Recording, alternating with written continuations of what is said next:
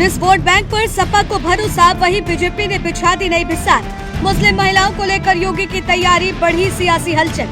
Rampur jail में आजम से मिले शिवपाल, उधर योगी ने खोला नया मोर्चा।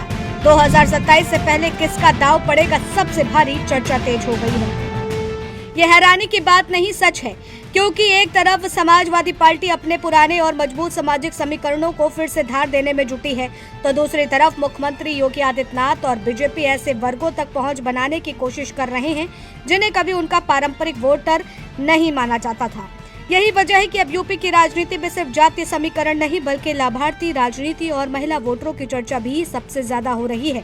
ऐसे में सवाल उठ रहा है कि क्या शिवपाल यादव का दाव भारी पड़ेगा या फिर योगी सरकार का नया फॉर्मूला पूरा खेल बदल देगा। दरअसल रामपुर जेल में हुई मुलाकात को सपा के लिए बेहद अहम माना जा रहा है। शिवपाल यादव ने आजम खान से मुलाकात करके यह संकेत देने की कोशिश की है कि पार्टी अपने पुराने नेताओं और समर्थकों के साथ लेकर के चलना चाहती है। लंबे समय से यह चर्चा चल रही थी कि आजम खान के समर्थकों के बीच नाराजगी है और इसका असर पश्चिमी उत्तर प्रदेश में दिखाई दे सकता है। ऐसे में शिवपाल यादव का जेल पहुंचना और परिवार से मुलाकात करना एक बड़े राजनीतिक संदेश के तौर पर देखा गया है। सपा नेताओं का मानना है कि इससे कार्यकर्ताओं का मनोबल बढ़ेगा और पार्टी का परंपरागत आधार और मजबूत होगा। लेकिन कहानी यहीं खत्म नहीं होती। इसी दौरान बीजेपी ने अपनी चुनावी तैयारी को नई दिशा देनी शुरू कर दी है। पार्टी की रणनीति अब सिर्फ राजनीतिक नारों तक सीमित नहीं है।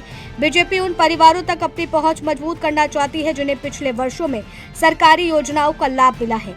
इनमें महिलाओं की भूमिका सबसे महत्वपूर्ण मानी जा रही है। सरकार का दावा है कि उज्ज्वला, मुफ्त राशन, आयुष्मान आवास और स्वरोजगार जैसी योजनाओं ने लाखों परिवारों की जिंदगी बदलाव लाया है।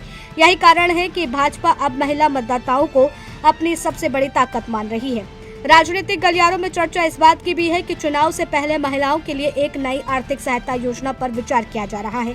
अगर ऐसा होता है तो इसका असर सीधे ग्रामीण और गरीब परिवारों तक पहुंच सकता है।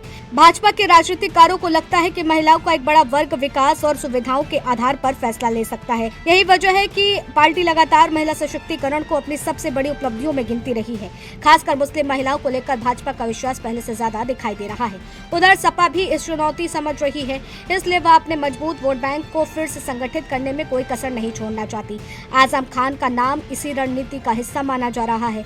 पश्चिम उत्तर प्रदेश में उनका प्रभाव और पहचान अभी भी चर्चा का विषय रहता है। सपा को उम्मीद है कि उनके समर्थकों का संदेश दूर तक जाएगा और पार्टी को इसका राजनीतिक लाभ भी मिलेगा। यही वजह है कि रामपुर की यह मुलाकात प्रदेश भर में चर्चा का केंद्र बन गई है। बड़ी बात यह है कि दोनों दल अलग अलग रास्तों से एक ही लक्ष्य की राय बढ़ रहे हैं।